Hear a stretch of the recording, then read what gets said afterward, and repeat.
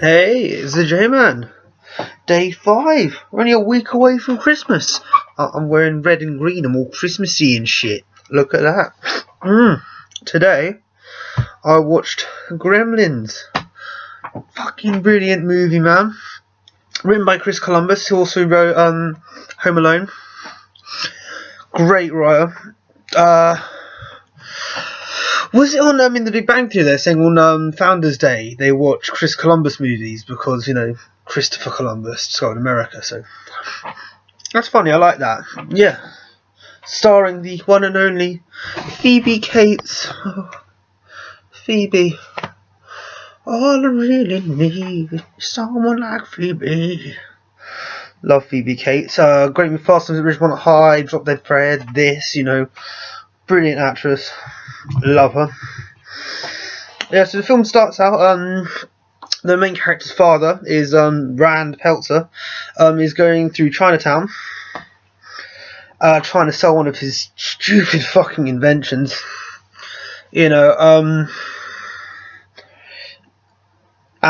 yeah, okay, first of all, what I'm going to say is, for the 13 days of Halloween I did, back in October, I did a thing where you could take shots for horror movie cliches. I didn't do that this time, I forgot.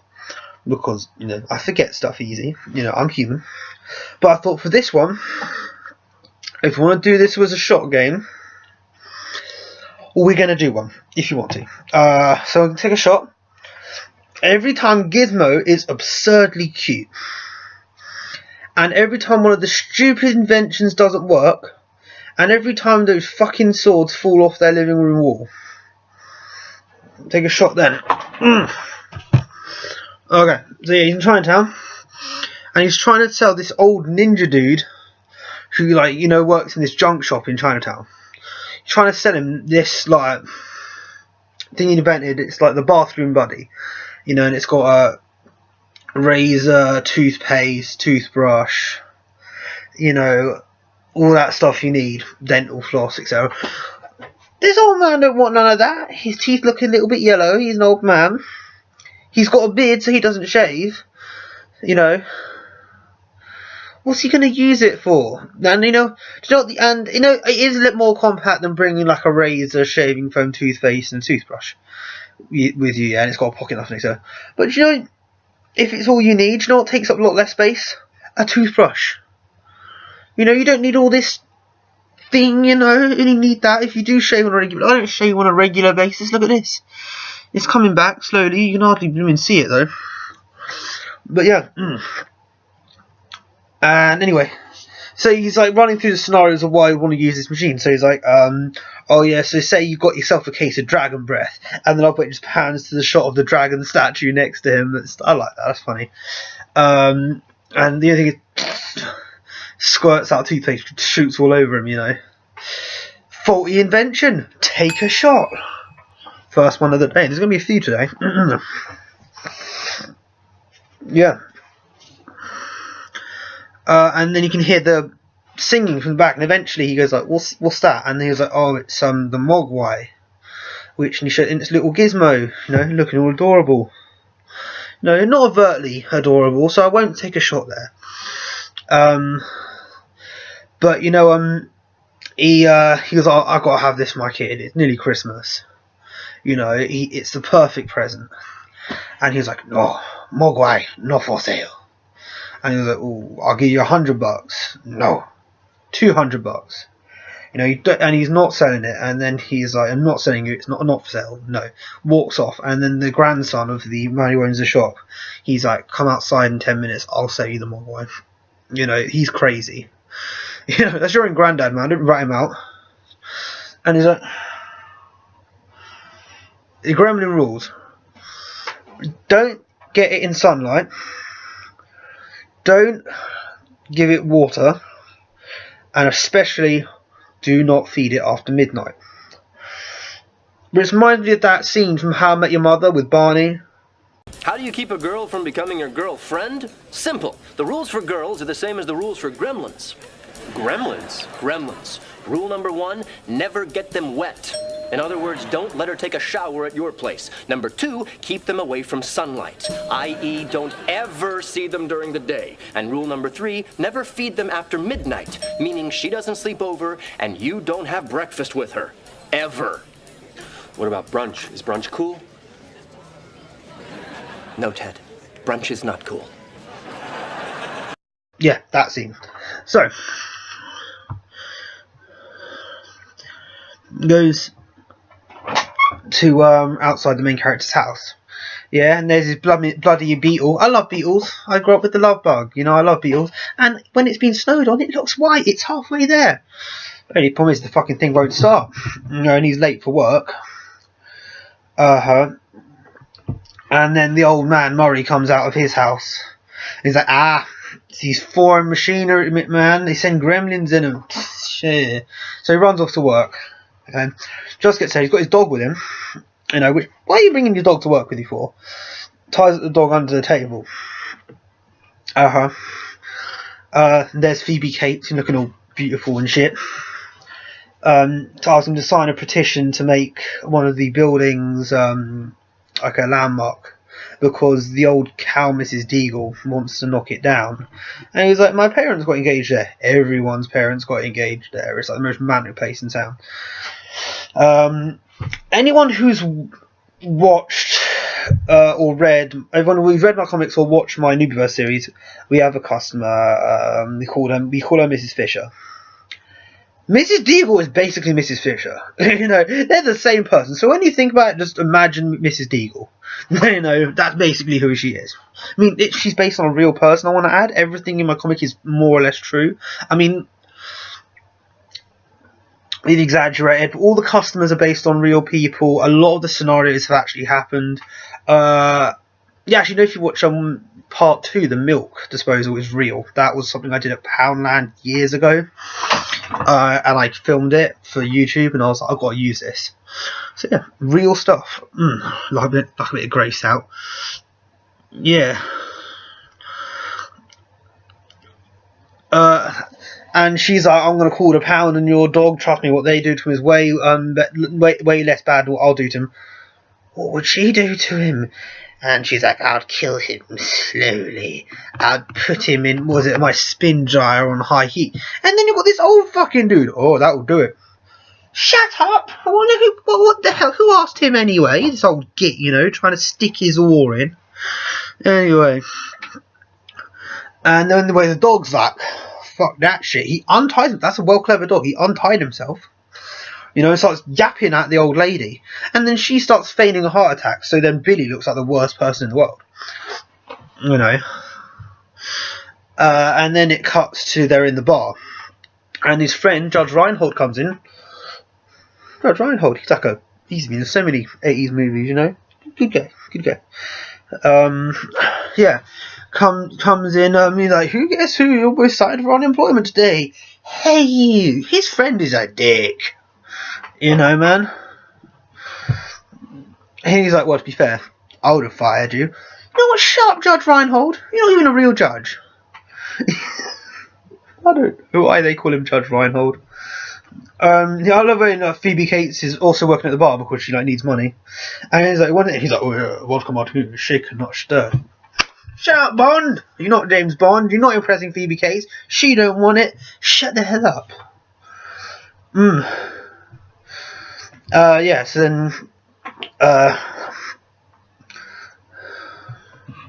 yeah, then Billy goes home, and guess what? Knocks the fucking swords off the wall. I take a shot. Yeah, I take a shot. Yeah, It's a Wonderful Life is on TV. I haven't read the trivia yet, but it's probably going to be in there that It's a Wonderful Life is on. It's a Wonderful Life is like, you know, not now, but in the 80s, it was probably the most famous Christmas movie ever made. So it's like the reference for all Christmas movies. Like now, things like this and Home Alone are probably the standard for Christmas movies now. You know, but it's, you know, Elf as well. You know, so it's changed a lot over the years. And guess what? There's another shitty invention.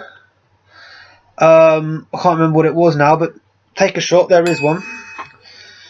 She's cooking. She's chopping a lot of fucking onions. What the hell is she making? You know, is she cooking for an entire football team or something? There's a lot of onions there. Dad comes back, and guess what? Her knocks the bloody swords down. Her take a shot. Yeah.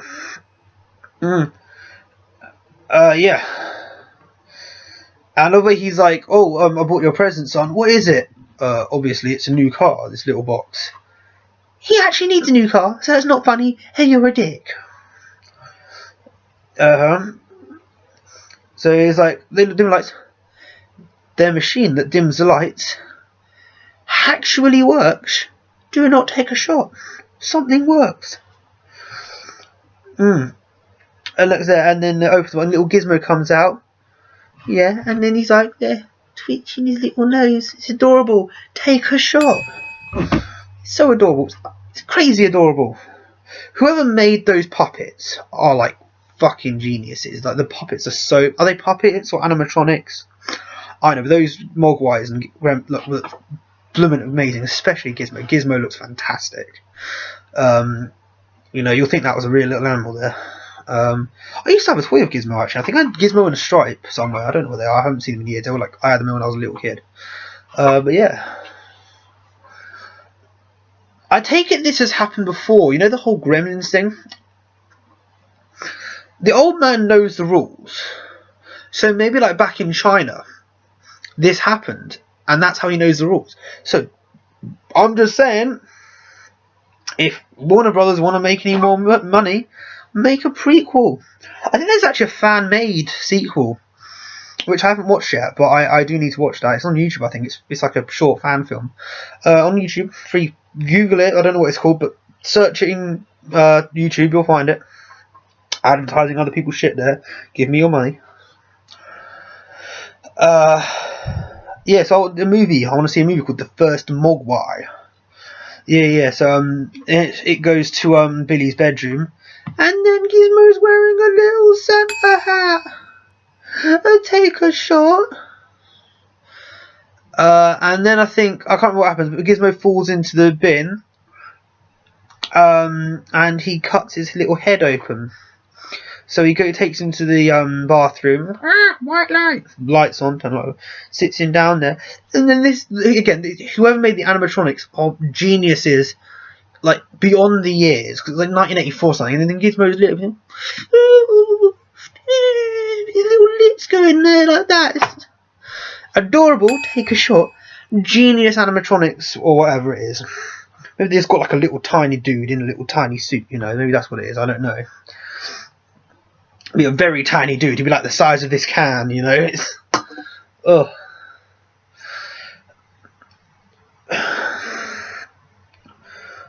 on Gizmo's bandage on little. My note I just put on Gizmo's boo boo. You know. I don't want to kill you guys or nothing with 13 minutes into the video. Orange juice don't work. Take a shot. Yeah. And then we see Corey Feldman, the kid from every 80s movie ever. Big Corey Feldman fan. Wish he was still doing movies. He's still out there. He still does stuff, just not as famous, which is bollocks, you know. He wants to write his own Friday the 13th movie. Let him do it. He would do it good. He's got a good idea, and we don't know what to do for a 13th movie. But we have to have a 13th movie because it's called Friday the 13th. Get Corey Feldman to do it. The finger of truth is pointing at you all. New Line, Warner Brothers, whoever owns it.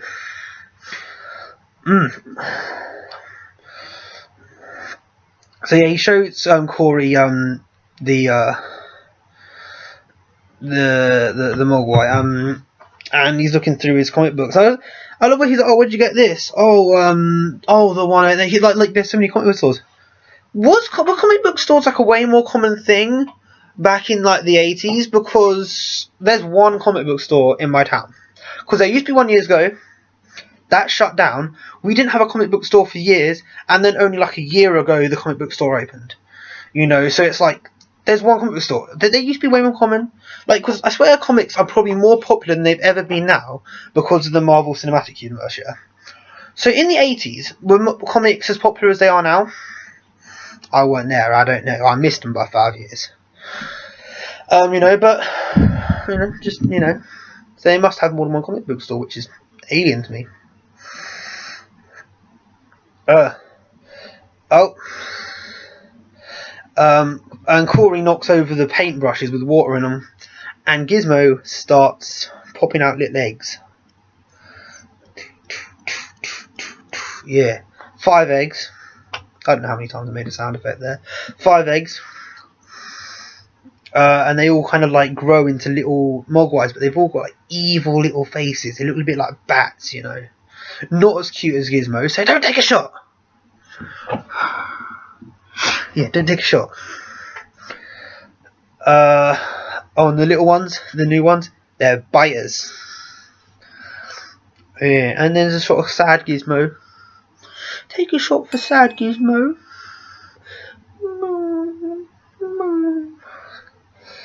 Yeah. And then it shows another one of Dad's inventions. Hey, guess what? The card shuffler starts shooting them out. It doesn't deal them in stacks. Double shot. Another one, yeah. Really making you guys drink today. I don't know how many I'm going to do. I've done like a little counter, by the way, for how many shots there are. So we'll see what happens, yeah. Yeah. And then all the Mogwais, they're playing Donkey Kong on the little arcade machine. Donkey Kong! Friggin' Donkey Kong! I know, my mind was blown. I didn't even know it was there in 1984. And then he shows the dad, and the dad's like, oh, every kid in America wanted these. This could replace the dog as the family pet. And then the dog's like, argh. Back off, man. And he's like trying to paint it as the Peltzer pet. That dad will sell anything, won't he? And you can see Stripe plotting something, yeah. And when Billy wakes up in the night, he goes outside and he finds the dog friggin' hanged on Christmas lights. It's a Christmas-themed sicko attack. Hey, yeah. Oh, and there's more of Dad's inventions about a hammer. That hammers itself. That works. A whisk that kind of works. Coffee machine. Don't work. Shoots out this gloopy goo. So, shut.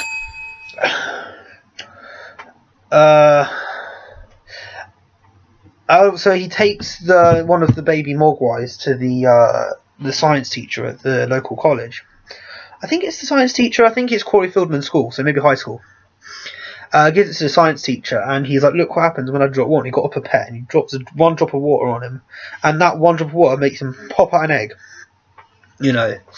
And he's like, my goodness, can I keep him to run some tests on him? Yeah, keep him run some tests. I love when he's about to drop the pet though, you can hear the Mogwai, ow. They speak English. It's so funny. I love it. Only a little bit. But, I know what's gonna happen. You're all dead. So yeah, he's like, there's no one. So there's 6 and Gizmo. So there's 7 Mogwai at the moment. I'm not counting the whole movie though. I love when they're communicating through the box. There's like hammering on the wall, and then the other one's like, That's so funny. I love that. There's so many little things. This film is a perfect blend of comedy and horror. Then it goes back to the bar, I think, and Murray is there, drunk out of his face, with Phoebe Cates there. And he's like, oh, these foreign... He's a racist old man, by the way. Oh, these foreign cars. There's gremlins in the machinery. Foreshadowing. I should do a shot for foreshadowing. No, I'm not going to do that. I'm not going to do that. Right, and then he's like, I'm going to drive. He should not be driving home, man. He does walk because the car won't start, so he does. The snowplow won't start. So Billy gets there and he walks Phoebe home. It's all romantic and shit. And she's saying she hates Christmas. She's got a point though. She's like, you can hate any holiday and it's fine. But if you say you hate Christmas, everyone thinks you're a leper or something, man. It's like the one thing you cannot do is hate Christmas. I don't hate Christmas, but I don't like Christmas till like midway into December. So say 13th was when I started my 12 days of Christmas on like the 13th. Yeah, that is when I started getting into the Christmas spirit. Now it's like the 17th. I am fully into my Christmas spirit now. So yeah, but I mean, I'm not going to celebrate in November, and I'm not even going to think about Christmas till Halloween is over and done with. And it's not in my head. Christmas don't register me until after Thanksgiving. I don't do Thanksgiving because English people are ungrateful. I think that's what it is. We don't do Thanksgiving because like, oh, we're not going to thank God for what we've got. We earned what we've got. Fucking English. I wish I lived in LA. Yeah, so he asks her out on a date, by the way. She says yes, she wants it. Anyway, he's showing it goes back to his room and he's showing Gizmo some like 3D glasses, and he's like, fun. And then he's like, it's neat, isn't it? Neat. That's adorable. Take a shot. I don't know how many shots I'm gonna do. I'm expecting about 20, but I don't know. Who wants to do 20 shots? This is your Christmas drinking. Watch this video on Christmas Day and get drunk. No one's gonna work on Boxing Day, right? If you do, you're becoming a criminals. Do it on Christmas Eve. No one's going to work on Christmas Day. I have worked on Christmas Day in my life.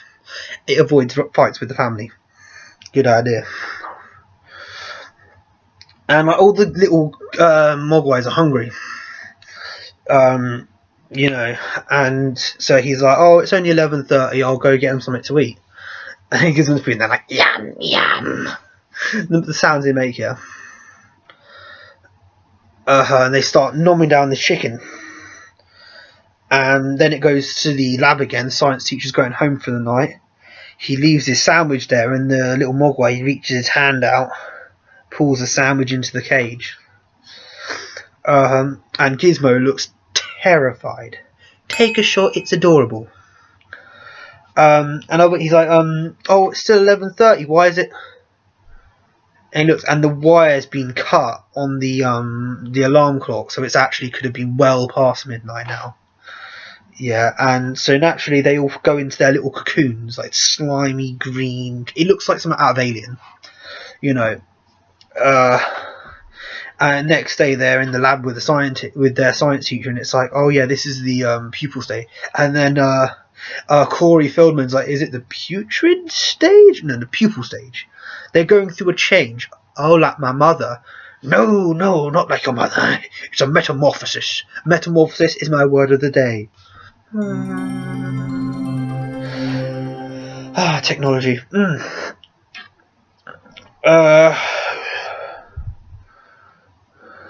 Oh, they got a little radio thing that answers the phone, by the way. Don't work.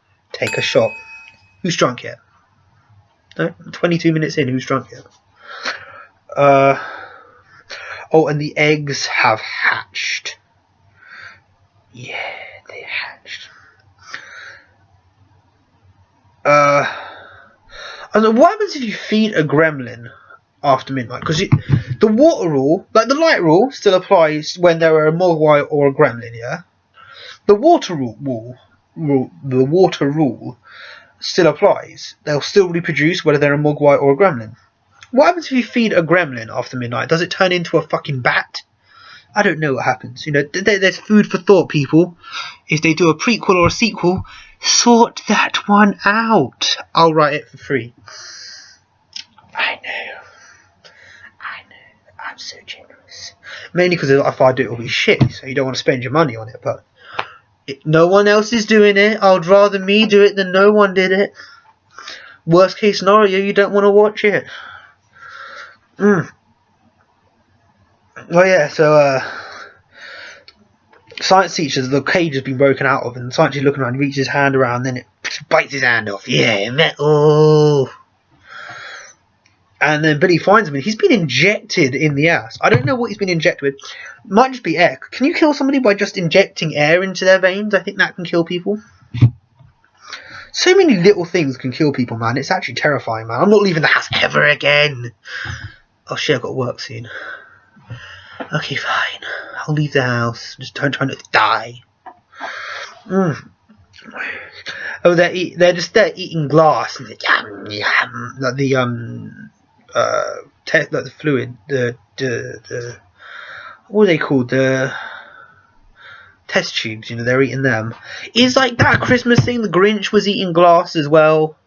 Do evil characters at Christmas eat glass? I want to see if Scrooge eats glass. That'd be horrible, wouldn't it? Eating glass. By the way, the gremlins are loose. They are just running amok now. I think they're running amok in the house. And Gizmo is freaking darted to the board. What the fuck? That's evil shit, man. And then Mum's there. She's fucking prepared. She's got a kitchen knife out. She's looking like Michael Myers now, yeah? The best line ever when one of the Gremlins like, Gizmo. Caca. It's French for shit. Doodoo. She's doodoo, I guess, you know. I think mad is shit. I don't speak other language. I don't speak English well, you know, let alone other language. They do look like alien eggs, they really do. It's like, you know. I swear, when she was on the phone to Billy, the one of the Gremlins pulls the phone cord out so they cut him off. I swear he says, phone home. Wait a minute, what year was E.T.?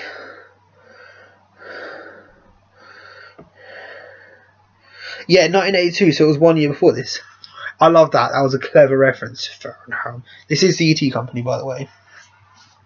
There is 2 references to E.T. in this movie, I think, at least. So Marty's prepped, yeah. She goes into the kitchen, there's one there eating cookies. And then she throws them in the blender. Nice. I like that. There's another one, he's throwing plates at her. Yeah, and then she goes full on like Psycho, and like that was like full on like a scene out of Psycho. Loved that, you know. So 2 down. So by my calculations, there was 5, 1 bread. Says 6 Gremlins running around. 6 Gremlins and little Gizmo who's still a Mogwai, right? Imagine if Gizmo was fed after midnight. He could be like a good Gremlin. Gizmo with powers, man. Gizmo with powers. Minds are blown. And then there's a third one. So there was 7, 6, 5. So there's 5 left. There's 1 more. She sprays him in the eye, puts him in the microwave, blows up like a frog. I hate frogs. I've never done it, but apparently frogs blow up. You know, I love the best bit of comedy writing ever. Ding! The timing there was friggin' perfect. I loved it. That was so well done. And then she's got another knife. 2 knives, bitch. She is fucking prepped. I mean, I know, spoiler alert, Billy kills like 100 of them in the movie theatre, but Mum's kill count is fucking high. She is prepped, man. She is prepped. I want to see if that old man killed that many years back when the first one happened. Oh, in the stocking, there's a stocking, it's moving around in there. You know, and she starts stabbing at this stocking. It's only a fucking robot. Chillax, God. But that's proof Santa came. He left the robot. Santa came. Yay, Santa. And the Gremlin is hiding in the tree. So wait, there's 3 dead. So there's 1 there. So 7, 6, 5, 4. So there's 4 left. 1 in the tree and Stripe, I think. So Stripe's in the box. The swords did not fall in this scene. They're there, although they're shaken. They don't fall.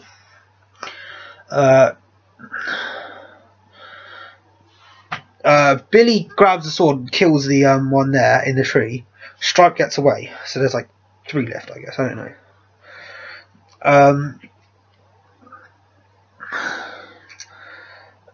That's like some like Comic-Con for robots and inventions or something. I don't even know what that is. It looks like a Comic-Con or something.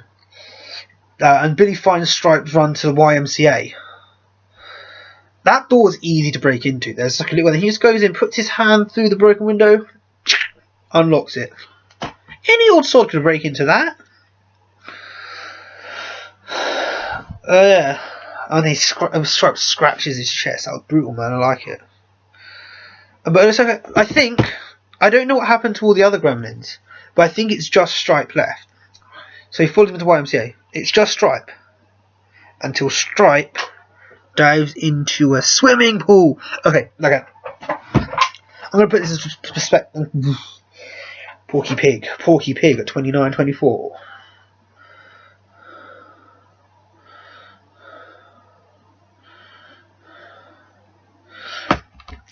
Okay. 1 drop of water made it reproduce 1 egg. A splash of water from a glass got 5 eggs out of it. Now, okay, now we're talking about an entire freaking swimming pool. There is like hundreds or thousands of these fuckers here. There's like an unimaginable amount now. We're in fucking trouble. So he goes to the police. And the kid, guys, there's gremlins running around. Oh yeah, gremlins, yeah. I think he's drunk. He's not drunk. You're drunk because they're sitting there on their eggnog. No. And it shows that they're in Murray's house, in his snowplow. There's actually gremlins in the machinery. That foreshadowing. You rascals, Warner Brothers. Chris Columbus. Yeah, and then Stripes messing with the traffic lights. That looks like fun, and it looks dangerous. Everyone's gonna crash. Christmas. Patriot Gizmo. Gizmo's there with an American flag. Take a shot. One day I'll do one of these videos and shot with you guys. See you in hospital. Then they go to Mrs. Deagle's house. Deagle. And she gets on a stair. She's a crazy cat lady, by the way. You know, there's this. She never got married because she's so fucking insufferable. So she replaces her lack of love with cats. Maybe I need cats. Anyway. And then she's like, oh no, I hear carolers. Glue sniffers. How do you know they're glue sniffers if they smell carols, man? And you know what is your beef if they are glue sniffers, man? Maybe their life's a little bit shit and getting a little bit high is how they cope with that shit. It's none of your fucking business if they're glue sniffers, old lady. There's my rant for the day. I love that they're singing Christmas Carol. Then, yeah. Love that. Such a good scene. Well, she's distracted with that Stripe is messing with her stair lift. She closes the door on them, gets in the chair, and it's like shoots up the stairs. She goes flying out the window. I thought she was dead. She just landed like face first on the road in front of the police car. And then the gremlins are on Santa. They're on Santa's back, and he's running around with gremlins on him. It's a dad dressed as Santa. Santa's got gremlins on him, and the police are just sat there going, "What's that on him?" I don't know, man. Let's go back to the station, man, and eat some more fucking donuts. You useless. You all useless, you fucking donut cops. There's 2 types of cops. There's cops who help people, and then there's the donut cops who do fuck all and eat donuts all day, Chief Wiggum. Oh, that's my second rant of the day. Oh.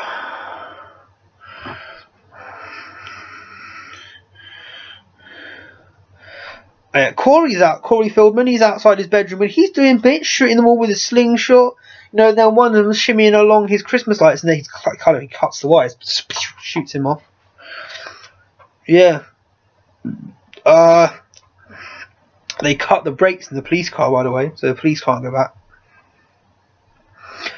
And then Billy, to the Pratmobile, shoots the Mini. The Beetle actually starts. Dun dun dun. And then like the fucking Billy's dad is trying to sell some guy at the gas station a smokeless ashtray. In this film it works. I think in the second film it doesn't, but no shot, because in this film it seems to work. I swear I've seen a smokeless ashtray before. I don't know. Is that like was it invented after the movie, or did in fact Rand Peltzer not actually invent it?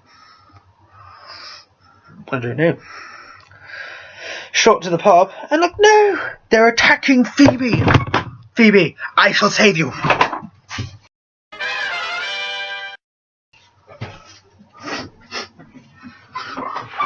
Spoiler alert, Billy saved her. Well, that don't mean I ain't gotta do shit. That fucker gets the credit for saving her. I've got to go back in time and shit. Oh well. I love that the Gremlins just there in the pub, broing out, man. They've got a beer in one hand. Got a fag. I've got 3 actually. I'm going to recreate this. 3 frames.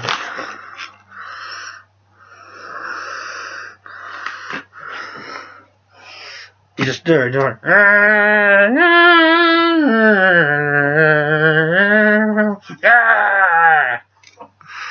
That's what it looked like.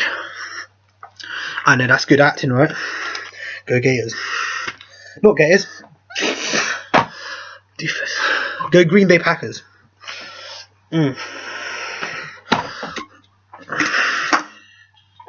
bit of acting there. I know, master of disguises. Anyway, they're all drunk, you know. There's all sorts of funny. There's a flasher. Flashes Phoebe Cates. Ah! Stop flashing your gremlin dingling at my Phoebe. I'm crazy. Yeah. So what else is there? They're playing cards. I think it's like, might be a reshoot of, like, you know the picture of the dogs playing cards? I think it's like that, but with the gremlins. That was really clever. It also looks like an old gangster movie as well. There's like one where the guy's in the corner, and then one is got with puppets, and they're just there puppets, you know. That's funny, and they just and they run off for it. And there's one on piano. Is it supposed to be like Ray or something? Like on piano, he's got glasses on. I don't know. That was funny. I like that. There's one doing like aerobics or something. He's got, like, you know, Madonna leggy warmers on. He's like, doing all this shit, mate. That's tired. I'm tired already, man. Fuck, you know. How does he do that? Gremlins are fit. Not Phoebe Cates fit. You know, as in fit. Go to the gym.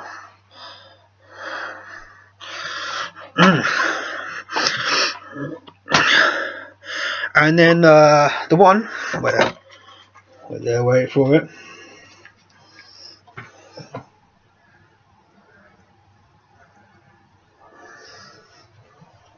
This guy, Phoebe goes to light his fags, and he's scared of the. How did he light the fags in the first place, right? Because he's scared of the match, you know, because he's scared of light, right? I don't know, but anyway, plot hole, not plot hole, just, you know, maybe she lit them for him, I don't know. And then she's like, he's scared of that. So she gets her camera out and she starts taking pictures of all them, and they all flee for their lives. Clever. She's like, idea. Ping! Light bulb. You know. Then there's one with a balaclava and a freaking gun, man. I don't know what that is, man. That's funny, though. Took a picture of the fucker, though, and he's like, ah! And then, yay, Billy's there to save her, taking all the fucking credit. And then they all find them. They're in the movie theatre watching Snow White. I love that Snow White is their favourite movie. I don't know why that's hilarious to me. And he's like, why do you hate Christmas anyway? Well, one Christmas, my dad didn't come home. Christmas Eve, nothing. Christmas Day, nothing. 4 or 5 days go past, and there's no sign of him. The police are out looking for him, until one day I go to turn the fire on. I find the smell, and it's not a dead bird or a cat. It was my father dressed as Santa Claus. He came down the chimney trying to give me presents. That is morbid as fuck, but kind of dark funny at the same time. I mean, I don't want to laugh out loud over that, but I'm just like,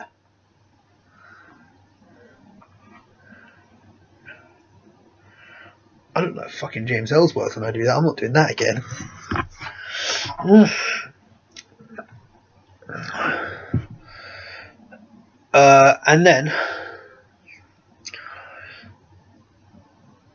And then she's like, that's how I realised there was no Santa Claus. Whoa, whoa, whoa, whoa. Pump the brakes, man.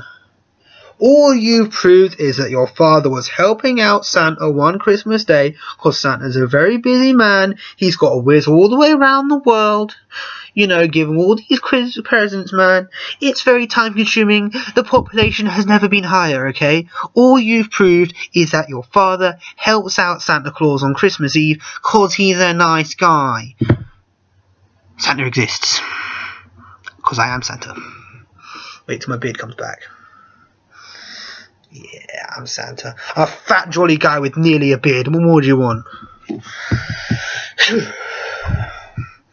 I'm sorry, Phoebe. I can never stay mad at you. Please take me back. Love you, Phoebe. If I kept that up any longer, I probably actually could have cried. I do not have the time to start trying to get into the sad zone, but I can cry on command. I'm very talented like that. Maybe I'll make J-Man cry and want the next newbie verse. I don't know.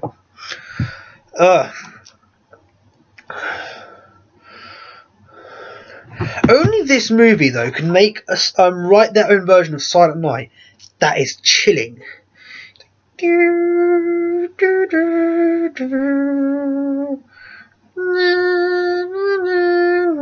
It's like really slow, really high pitch, and that is eerie as fuck. How can you make Silent Night creepy, man?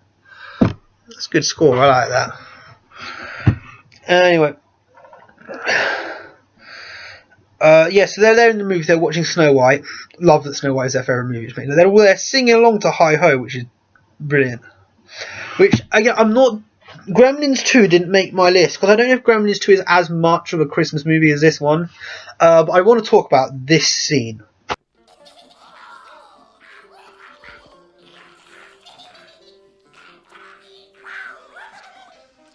have gremlins in the projection booth. Could you help us? Gremlins? In this theater? Now? Okay, you guys, listen up. People pay good money to see this movie. When they go out to a theater, they want cold sodas, hot popcorn, and no monsters in the projection booth. Do I have to come up there myself? Do you think the Grimsters can stand up to the hostess? Well, if I were you, I'd run the rest of Gremlins 2 right now. Sorry, folks. It won't happen again.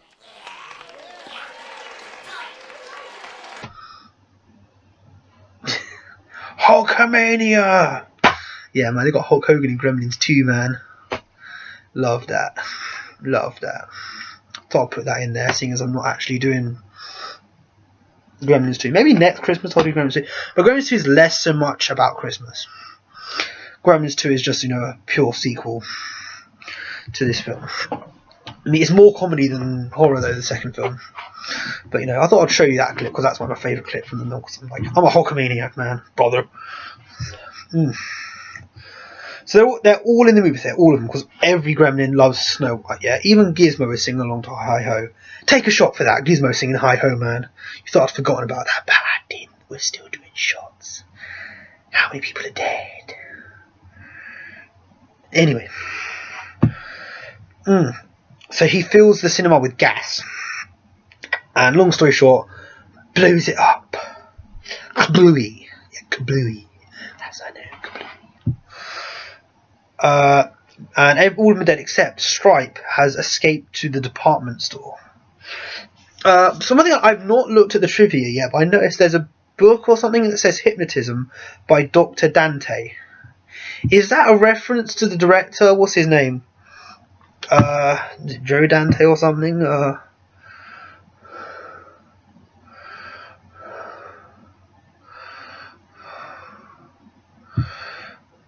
Yeah, Joe Dante. I wonder if it's a reference to him. That I don't know. I'll look at the trivia later and see if it's on there. Phoebe is in the control room or something. Stripe is hiding behind a Bugs Bunny toy and an E.T. toy. Yes, another E.T. reference. Yay, E.T. Like it, because I think Spielberg had something to do with this movie as well. Actually, I'm not sure. I think Spielberg had something to do with it. So E.T. and this are quite closely linked. They're in the garden section, and there's Stripe throwing shit. It reminds me of the last scene of Child's Play, actually. You know, when they're in the toy store. It looks like that. Maybe it's just 80s movies. I don't know. Gizmo has managed to wriggle free of Phoebe though, so he's out there. Stripe's got a fucking chainsaw, and Gizmo has found, and I quote, "Vroom vroom, vroom vroom." He's in a little tiny car that's driving around the shop. Take a shot for that, please. Thank you. Yeah, and I love that bit where he Billy pushes Stripe off and tries with the chainsaw, and the chainsaw just pulls Stripe off, man, until it unplugs. That's funny. It's like a bit in Idle Hands, and you've got Seth Green with like the electric meat guy. I'm Leatherface, and unplugged. Oh, love that. Seth Green, man. Idle Hands, good movie. The singer from The Offspring gets his scalp ripped off. Yeah, The Offspring were in that movie.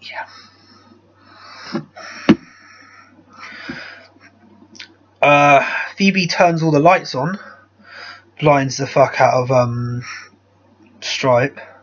I love when Stripe hits his head on the wall, and then it's just like cheep, cheep, cheep, cheep, cheep, cheep, cheep, like you see in Star Wars. Cheep, cheep, cheep, cheep, cheep. That's such good comedy. That's such a good. This film's not over the top when it comes to comedy. The second one really is over the top when it comes to comedy. Not a bad thing. I'm not going to hate the second film because of that. I like the first one being more of a horror film, but I mean, I like the second film as well. But sadly the second film didn't make the cut for this year. Maybe next year. I love the way they listen to the Gizmo, by the way. Stripe sees a gun. He's running around with a gun now. He's got a piece. He's not Jeff Hardy. He's got a gun. Yeah. I love what the radio DJ is saying, like, we're going to turn the hoses on him.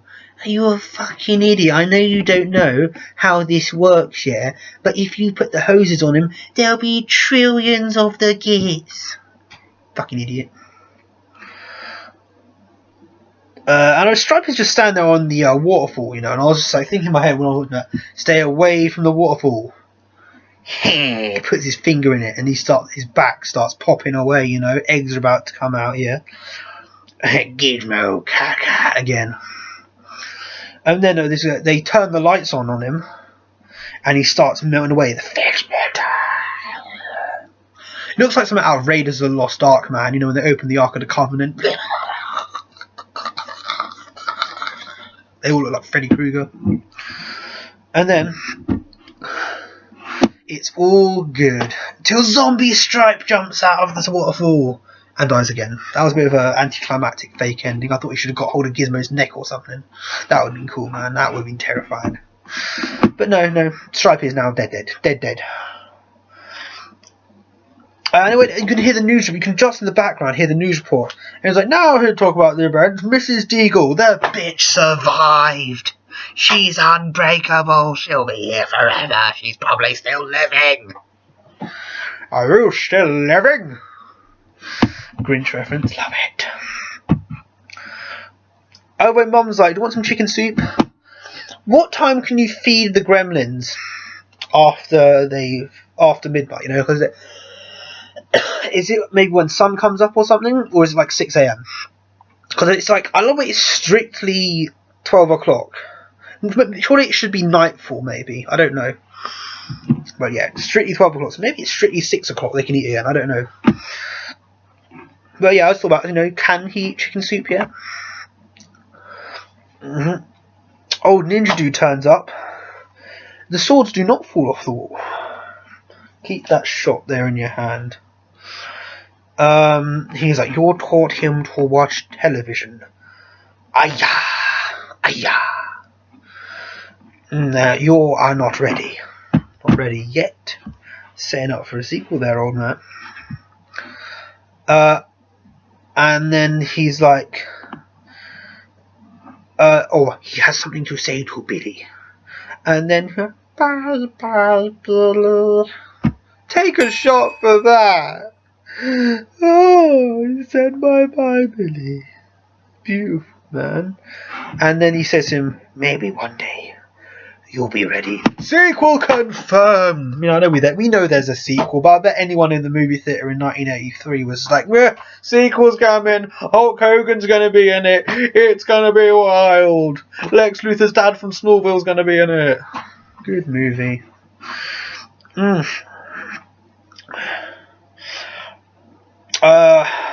And then he's like, here, have this. The dad's like, have this as a token of my appreciation. A smokeless ashtray. Some man at gas station tried selling me smokeless ashtray. No, he gives it to some other guy, and the guy's trying to flog it.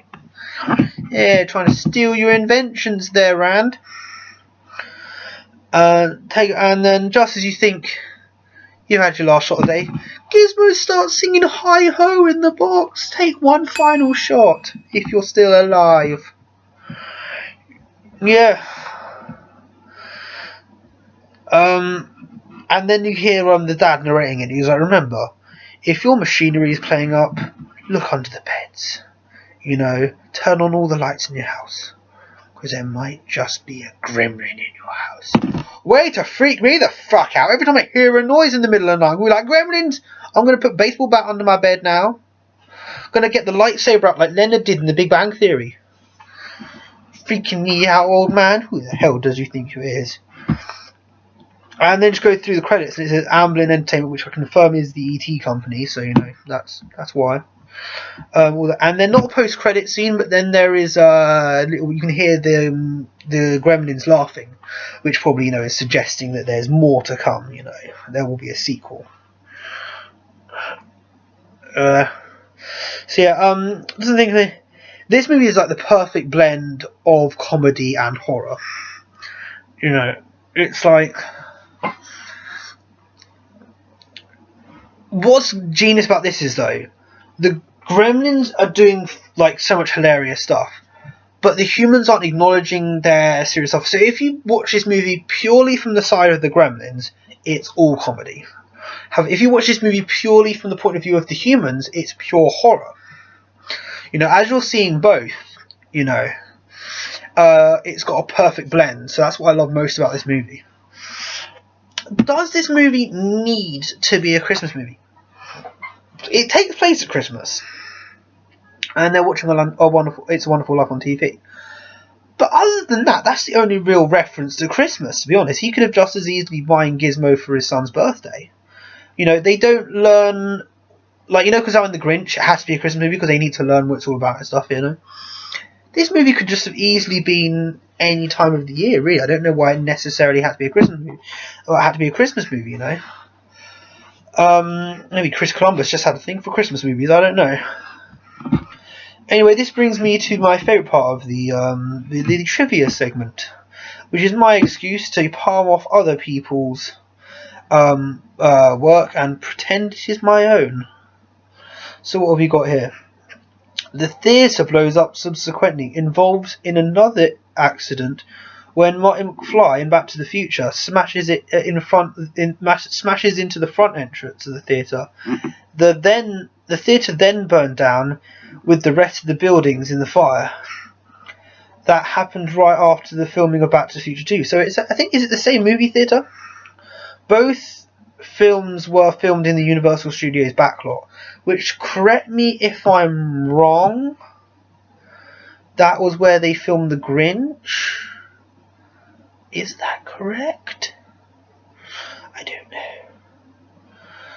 know. The Santa speech proved to be controversial. Studio executives insisted upon removal because it felt too ambiguous as to whether it was supposed to be funny or... Yeah, see, that's what I said. It's kind of like, it's weirdly funny, but I didn't want to laugh about it. It's kind of like... Director Joe Dante subordinately refused to take the scene out, saying it is represented this movie as a whole, which led to a combination of horrific comedic events. Yeah, I see that. Executive producer Steven Spielberg did not like the scene, but despite the creative control, he viewed this movie as Dante's project and allowed him to. Good on you, Steven. Good on you. It's his. You're a great director, and your movies are your babies, but this movie is Joe Dante's project. One of the studio notes to Joe Dante and Steven Spielberg on seeing the first cut was that there were too many gremlins. Spielberg suggested cutting them all out and calling the movie People. I hear that. It's called Gremlins, man. The time machine prop from The Time Machine can be seen behind Randall Peltzer when he's on the phone to his wife while attending the convention. A minute later, the machine has disappeared into the future or past.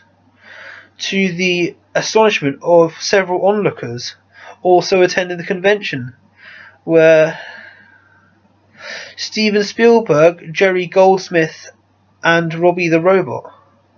Oh, they were at the convention. That's smart. I didn't notice that. The Cantonese Mogwai means devil, demon, or gremlin. And Mandarin it's pronounced Mogui. Mogui? Mogui? Released the same day as Ghostbusters.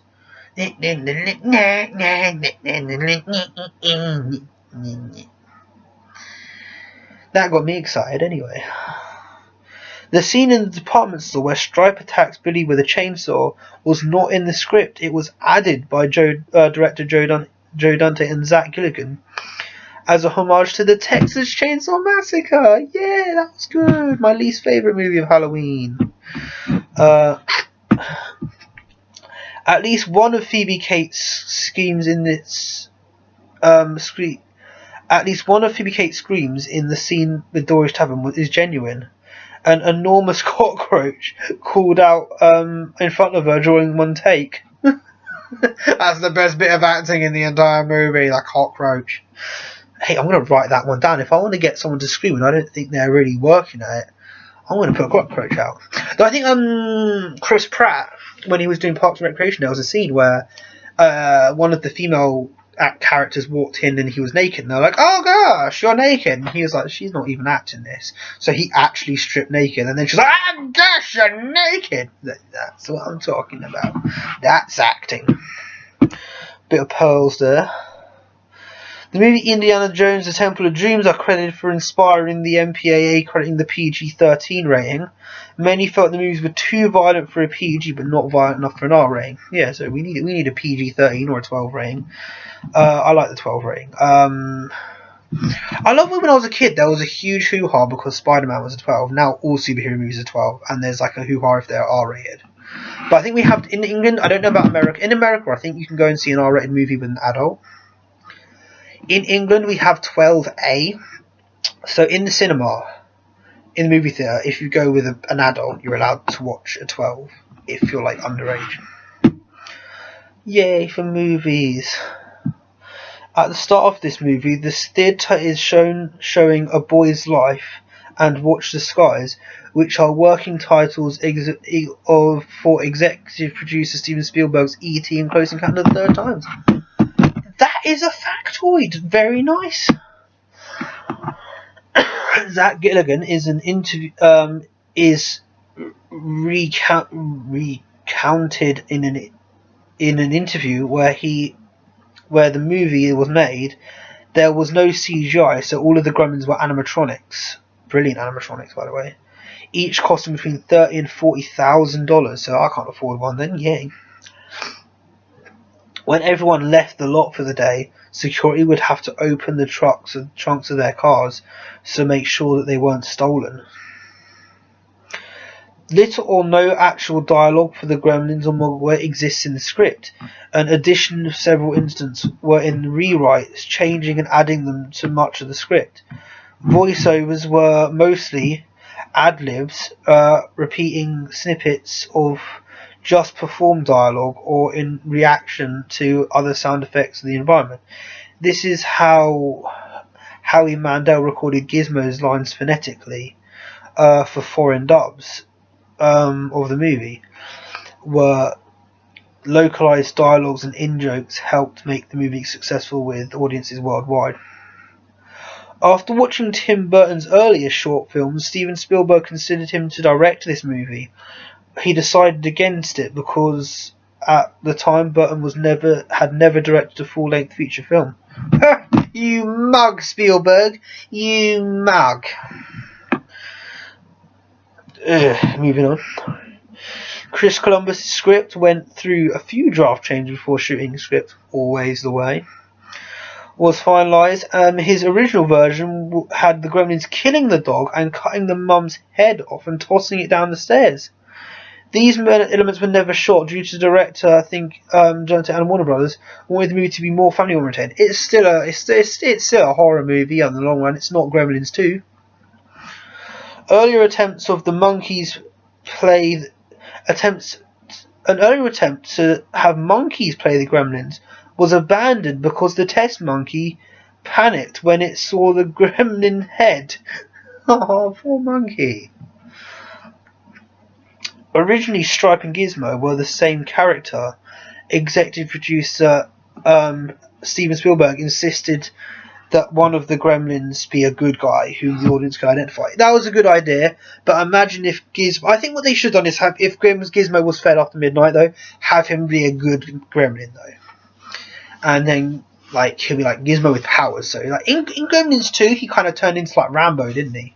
So he could defend himself, but I would kind of like to see Gizmo, like, jacked. Near the beginning, as Randall Peltzer makes his way to the curio shop in Chinatown, a wrecked car can be seen with the hood up and smoke coming out of it. This car is an AMC Gremlin. In real life, an AMC Gremlin located on the gas cap bore a striking resemblance to the Gremlins featured in this movie, except more grotesque and reptilian in appearance. Like it. Original draft of this script, instead of Stripe being a Mogwai who becomes a Gremlin, there was no Stripe the Mogwai. Gizmo was supposed to turn... That was the same one you just given me, bro. Expands it, though.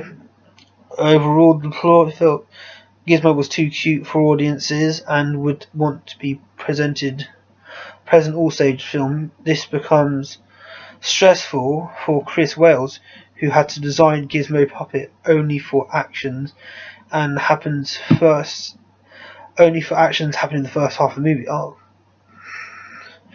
Gizmo does a lot more in the first half of the movie than he does in the second half of the movie.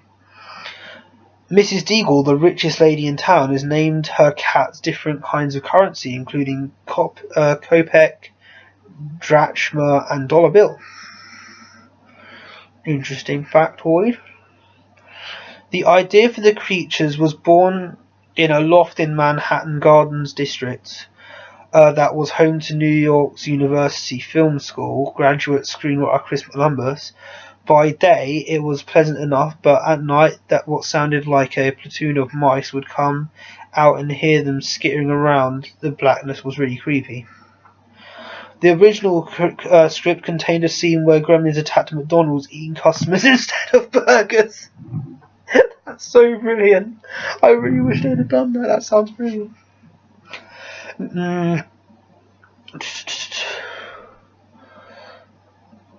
When Billy leads Pete, Corey Feldman, up to his room to show him the Mogwai, and rolled up newspaper for Twilight Zone can be seen standing at the end of the wall, director Joan Spielberg directed segments of this movie.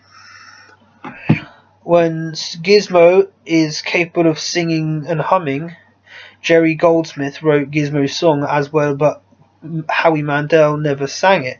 A female member of Goldsmith's congregation was hired to sing Gizmo's song, although she never worked in movies before. Interesting. Amongst other voices, Gremlins were done by Michael Winslow. In the bar scene, the video game the Gremlins playing is Star Wars. Joe Dante prefers Gremlins 2 to this movie. I prefer Gremlins 1. No, I like Gremlins 2 as well. Gremlins 2 is a lot funnier, and it's definitely more of a family film. Originally scheduled for a Christmas release, the movie was rushed into production shortly after Warner Bros. Found that it had no major competition against Paramount's Indiana Jones Temple of Doom or Columbia Pictures Ghostbusters for the summer movie season. Not an unwise decision. No, probably would have sold better at Christmas, but the film sold well anyway. In this movie, the Ambient and Entertainment logo made its first on-screen appearance with E.T. on the bike. Gizmo puppets were particularly frustrating because they were smaller and thus broke down more. Consequently, to satisfy the crew, a scene was included in which Gremlins hung Gizmo on a wall and threw darts at him. This was included on a list that the crew created, known to them as the horrible things to do to Gizmo list. Oh, you bastards! In the script, Murray Futterman was killed during his encounter with the Gremlins, but it was changed because the filmmakers found this a little harsh. So doing this report at the end of the movie, if you can listen close, you can hear the videos go, hear Lou Landers, an in-joke referencing prolific 1930s, 50s B-movie director Lou Landers, say that he's going to talk with Mr. Futterman at the hospital. In the novelisation by George Gype, this was not included. I think you can also hear him say something about Mrs. Deagle as well.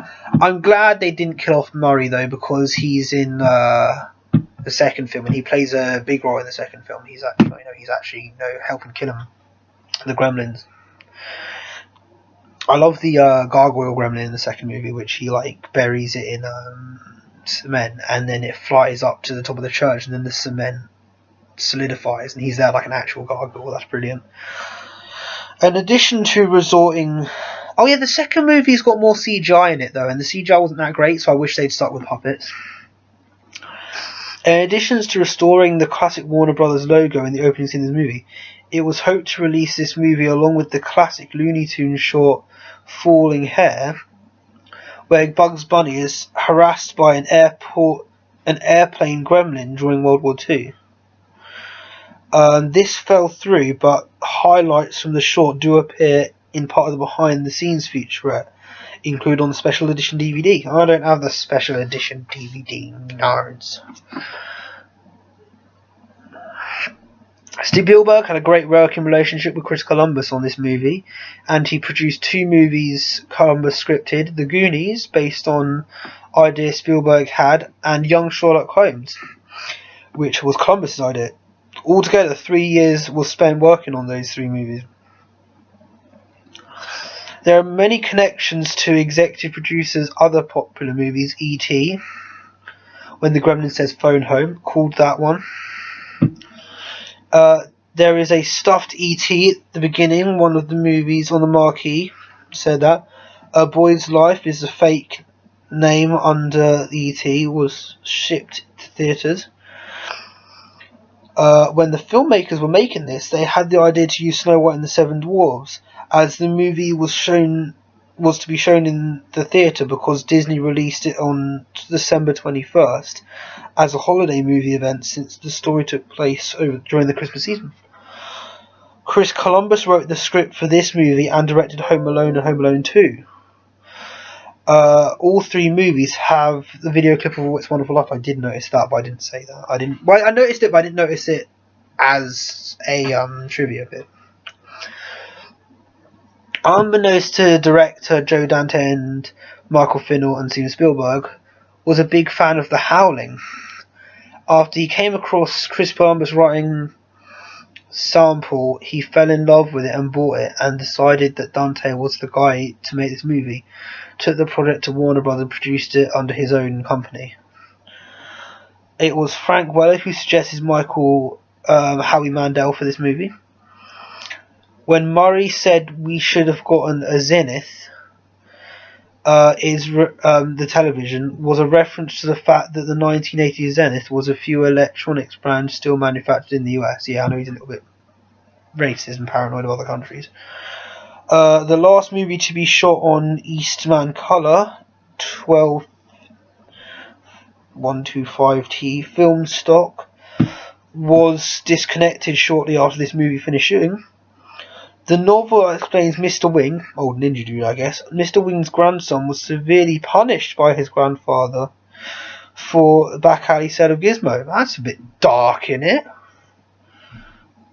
Before he did Kung Fu on him. Dale suggested they use puppets instead of Poe's stop motion idea. As a compromise, the studio suggested a spider monkey in a suit, which was tested by Joe Dante. Yeah,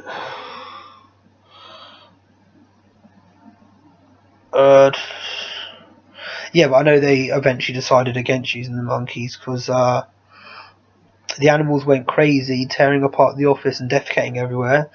Dante screamed at the trainer to get the animal and then asked Wallace, "So puppets?" During one night shoot, problems with the Gremlin puppets were so severe that the entire cast fell asleep on set during the delay.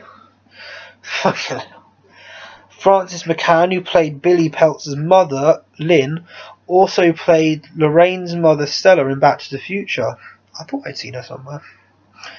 Marty Goes Back to 1955. Both movies are produced by Steven Spielberg. Billy is bought his comic at Mr. Fantasy's. Mr. Fantasy is a nickname of producer Frank Marshall.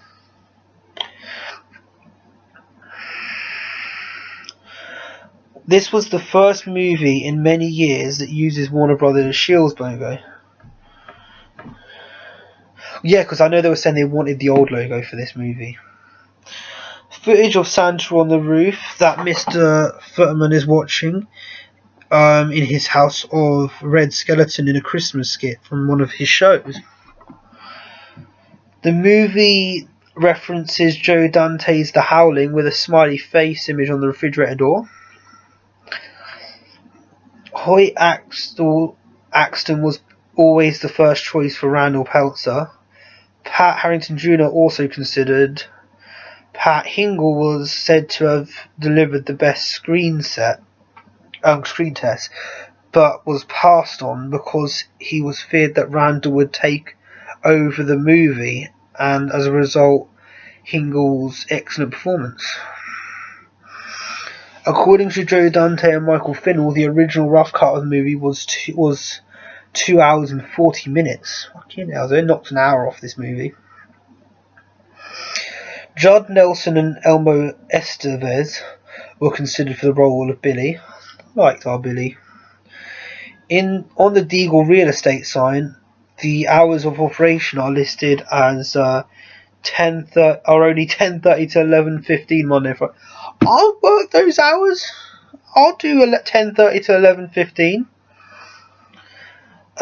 Spielberg urged the casting of the relatively unknown Zach Gilligan as Billy because they saw chemistry between him and Phoebe during auditions. Gilligan later compared himself to Billy, saying he was a geeky kid and that being in this movie was a really kind of a dream, given that what I get to do with my character gets to do blow up theatres, adding that he got to work with great people. The new Mogwai which popped out of Gizmo's body as small furry balls that started to grow were balloons that were expanded as such. Interesting factoid. While watching Snow White and the Seven Dwarfs in 1937, the local theatre one of the Gremlins wears a set of Mickey Mouses. Deleted scene shows Judge Reinhold was hiding out in the bank while the Gremlins ran wild, losing his sanity. That's a little dark, but I can imagine that from the character being a bit of a wimp and running away from hiding. The official comic strip adaptation concluded scenes where Billy's mother was asking if Mogwai was a rat, followed by Mogwai using Randall's bathroom buddy, thus earning the name Gizmo. There was also more emphasis on the subplot of Mrs. Deagle trying to buy up everything in town, and seeing Billy finding that throwing juice on the Mogwais has no effect on them, so it is just water that works on them. Mr. Hanson's students being more Billy's age. Gizmo and Kate trying to shut down the fountain to turn the lights off. Billy smashing Striped Skeleton with a baseball bat. Mushroom, the dog who played Billy's dog Barney, also played Lance Henriksen's dog in the cult movie Pumpkinhead. A horror movie reference there, I like it. Although not clearly visible, 4 magic moves to winning golf by Joe Dante Sr. is Billy's nightstand. Joe Dante Jr. said his father criticised him for not making the title more visible. oh, shut up, Dad. The movie poster for The Road Warrior, 1981, is seen near the television as Billy falls asleep after the Mogwai after midnight. Fourth biggest grossing film of 1984, where it came out with Ghostbusters, so I knew it would be first, but I'm glad it's up there. Edward Andrews, Judge Reinhold Williams Sharrock's roles were reduced after the movie was edited. John Pertwee and Mako were considered for the role of Dr. Wing. The term gremlin is a neologism originally coined by Welsh author Roald Dahl, famous for his somewhat dark children's book and the story Gremlin Lore, about fictitious mischievous elves that were said to cause unexplained damage to Royal Air Force planes, was commissioned by Walt Disney but was never made. Scottish alternative rock band Mogwai take their name from this movie. At the beginning of the movie, there is Billy's on his way to work, says hello to Dr. Moru.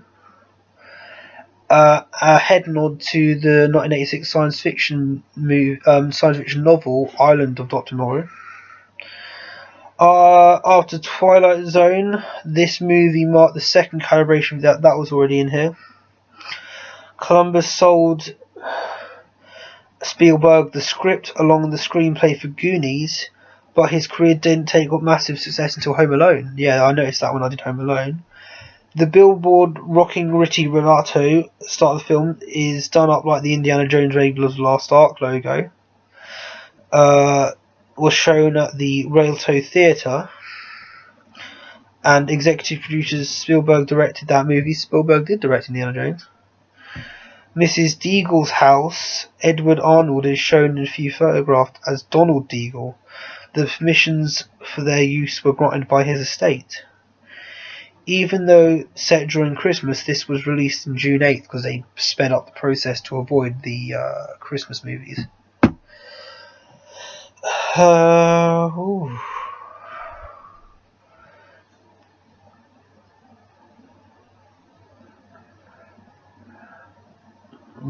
Steven Spielberg changed the design of the Mogwais from movement to movement, greatly upsetting Charles Wales' workshop. He immediately suggested they change the colour to brown and white rather than all over brown. Then hairless ears, and then wanted Gizmo to become more of a sidekick to Billy's hero, doubling Wales' already oversized workshop. I know you want what's best for the movie, but that was a bit of a dick move, Spielberg. He's working hard there. Kenneth Tobey and Belinda Balsky appeared in Gremlins 2, playing the same characters. Fictional final theatrical movie of Scott Brady, Sheriff Frank. Kay Luke had remarkably young-looking skin and had been made to look older than their age at the time of filming. He was in his mid-80s.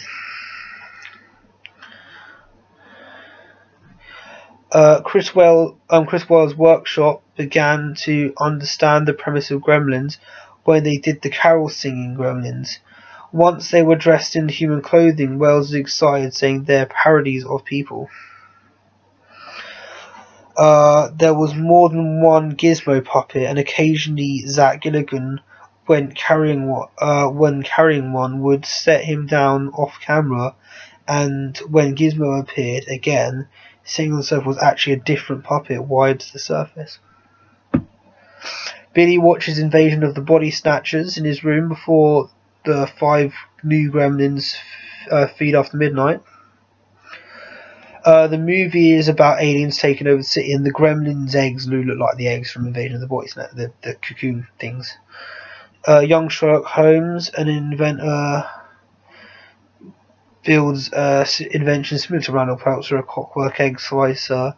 He never got patented. A spring-loaded device that turns in the books and the pages, timer that records the reader's pace, and a gas-fueled bedside coffee maker. Both movies were written by Chris Columbus and may reflect his love of inventions, which they said in Home Alone he has a love of inventions. And may reflect his like in the James Bond film franchise, which he and Spielberg are big fans of. The picture of Rockin' Ricky Rialto is a picture of Don Steele. Final movie of Edward Andrews, who played Mr. Corbin. In the scene where that was filmed but cut from this movie, Stripes pops his head out of the snow and moves his head to the carol singers singing the carols. That would be funny. Gizmo spends the first night with Billy. They play piano together, and they play the tune from Close Encounters when they first encounter the aliens. Another reference to their movies.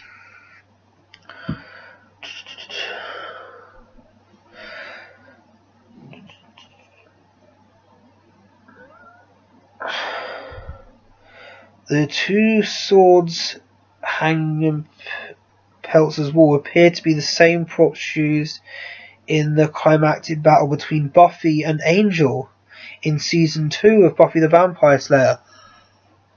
That's an amazing fucking bit of trivia, that is. I love that. Nerf Herder did the theme song for Buffy. So much punk rock everywhere. Mrs. Deagle is a nod to the pre-reformed character of Ebenezer Scrooge. Reinhold and Phoebe Cates appeared in Fast Times at Ridgemont High. They did. I didn't make that connection though. Was he the one who was jerking off to her in the swimming pool? I really need someone like Phoebe. Hoyt Axton, he played Randall, was well known as a successful songwriter as well as sometime actor. His most famous hit was Three Dogs Night, Joy to the World. Gremlins were moulded and inspired from Japanese chin dog breed.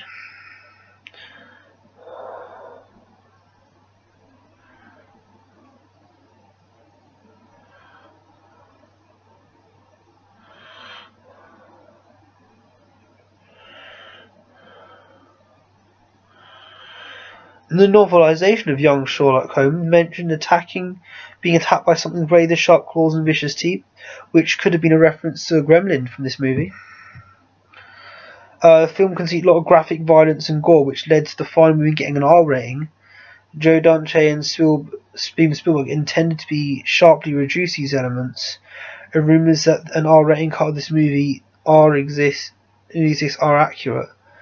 It helps that many of the more horrifying scenes in the script were basic ideas that Dante and Spielberg wanted in the movie, such as the Gremlins attacking the mailbox guy and Santa, and rewriting it as a major issue, and were given more focus time on making sure this movie was getting a PG rating that they wanted.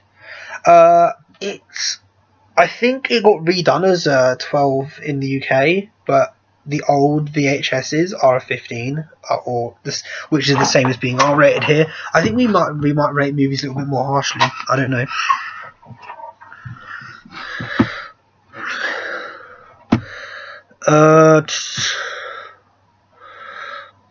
The scene where Billy is looking for Stripe in the department store is a nod to E.T.